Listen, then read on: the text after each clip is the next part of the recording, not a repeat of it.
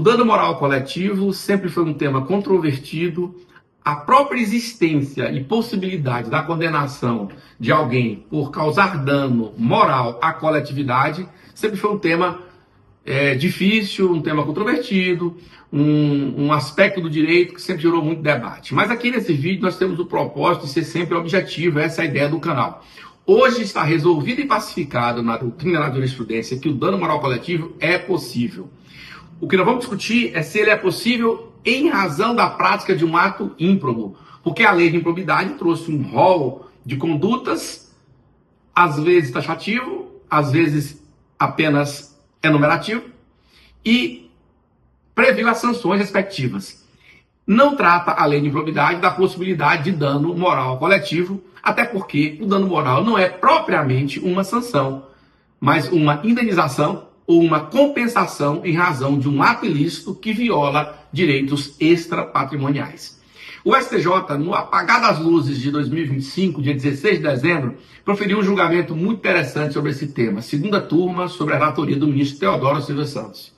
A discussão era, primeiro, se é possível esse dano moral coletivo em razão de um ato de improbidade, e segundo, se o titular desse recurso, o credor, o agente, quem vai receber o dano moral coletivo? Na situação, discutia aquele famoso caso da máfia dos fiscais do ISS.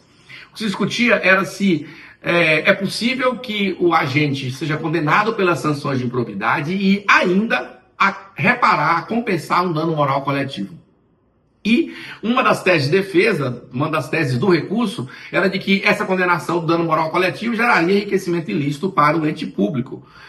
E aí o STJ decidiu, então, da forma que era esperado, se você analisar a história jurisprudencial da Corte. Primeiro, que o dano moral coletivo é possível, sim.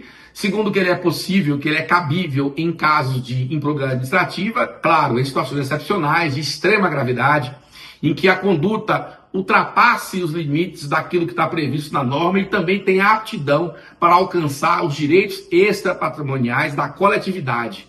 E esse foi o caso em questão, e cada réu foi condenado a pagar R$500 mil de dano moral coletivo, e o STJ manteve essa condenação, entendendo ser possível. E refutou a tese recursal que dizia, que alegava a existência de um dano, de um enriquecimento ilícito do Estado. Por quê? Porque o dano moral coletivo, e esse é o X da questão, ele não se confunde com o dano individual. O dano moral individual, ele vai para a pessoa que foi lesada. O dano moral coletivo, ele se destina à coletividade, então ele vai ser destinado a um fundo coletivo. Não vai especificamente para a pessoa jurídica de direito público que foi objeto, que foi vítima da conduta, que foi lesada ou atingida pelo ato de improbidade. Porque o dano moral coletivo, ele alcança não a pessoa jurídica, ele alcança a coletividade. Então decidiu o STJ manter a condenação, ratificar o entendimento da Corte de que é possível, em situações excepcionais, a condenação por dano moral coletivo e deixar claro que o credor não é o município, no caso concreto era o município de São Paulo, não é o ente público, mas a coletividade, portanto, por meio de um fundo difuso. O número desse recurso especial está registrado aqui na bio. Acompanhe, curta, siga o canal, encaminhe esse vídeo para os seus colegas, para os seus amigos que curtem e trabalham com improbidade administrativa.